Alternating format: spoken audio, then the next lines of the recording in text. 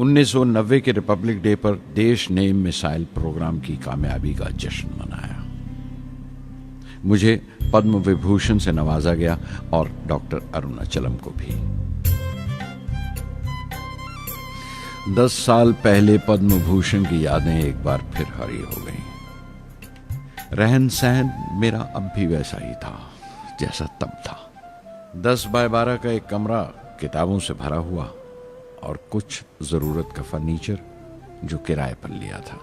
फर्क इतना ही था कि तब यह कमरा त्रिवेंद्रम में था, अब हैदराबाद में। वेटर मेरा नाश्ता लेकर आया, इडली और छाछ, और आंखों में एक खामोश मुस्कुराहट मुबारकबाद की।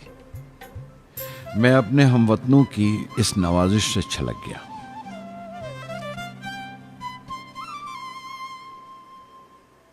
मैं जानता हूं कि बहुत से साइंसदान और इंजीनियर मौका मिलते ही वतन छोड़ जाते हैं, दूसरे मुल्कों में चले जाते हैं ज्यादा रुपया कमाने के लिए, ज्यादा आमदनी के लिए। लेकिन ये आदर, मोहब्बत और इज्जत क्या कमा सकते हैं जो उन्हें अपने वतन से मिलती है। 15 अक्टूबर 1991 में 60 साल का हो गया। मुझे अपने रिटायरमेंट का इंतज़ार था।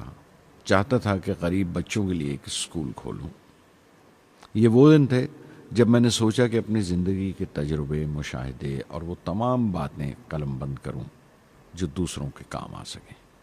एक तरह से अपनी स्वाने उम्री लिखूं, अपनी जीवनी। मेरे ख्याल में मेरे वतन के नौजवानों को एक साफ नजरिए और दिशा की ज़रूरत है। तभी ये इरादा किया कि मैं उन तमाम लोगों का जिक्र करूं जिनकी बदौलत मैं ये बन सका जो मैं हूं। मकसद ये नहीं था कि मैं कुछ बड़े बड़े लोगों के नाम लूं, बल्कि ये कि कोई शख्स कितना भी छोटा क्यों ना हो, उसे हौसला नहीं छोड़ना चाहिए। मसले, मुश्किलें जिंदगी का हिस्सा हैं और तकलीफें कामयाबी की सच्चाइयां हैं। जैसा कहा है किसी ने, खुदा ने यह वादा नहीं किया कि आसमान हमेशा नीला ही रहेगा, जिंदगी भर फूलों से भरी राहें मिलेंगी। खुदा ने यह वादा नहीं किया कि सूरज है तो बादल नहीं होंगे, खुशी है तो गम नहीं, सुकून है तो दर्द नहीं होगा। मुझे ऐसा कोई गुरूर नहीं कि मेरी जिंदगी सबके लिए एक मिसाल बनेगी, मगर यह हो सकता है कि कोई मायूस बच्चा किसी गुमनाम सी जगह पर जो समाज के किसी माजूर हिस्से से ताल्लुक रखता हो, ये पढ़े और उसे चैन मिले। ये पढ़े और उसकी उम्मीद रोशन हो जाए। हो सकता है ये कुछ बच्चों को नाउमीदी से बाहर ले आए और जिसे वो मजबूरी समझते हैं वो मजबूरी ना लगे। उन्हें यकीन रहे कि वो जहां भी हैं खुदा उनके साथ है। काश हर हिंदुस्तानी के दिल में जलती हुई लौ को पर लग जाए और उस लौ की परवाज से सारा आसमान रोशन हो जाए। Creativity leads to thinking. Thinking provides knowledge. Knowledge makes you great.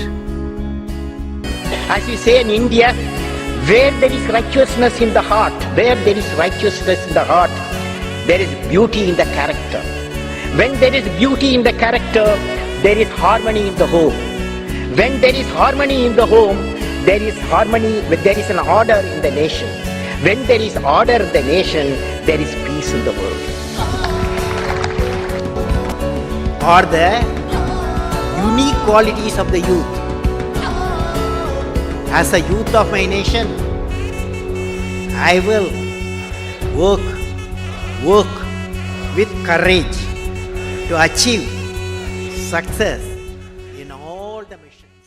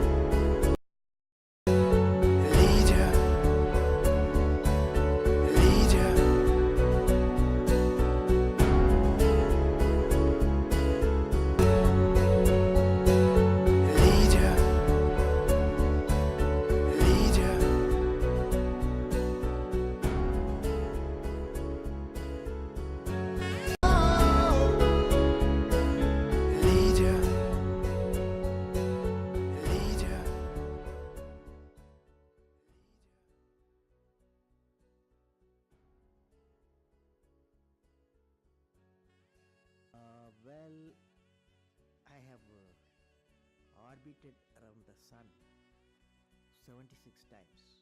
You know what it means?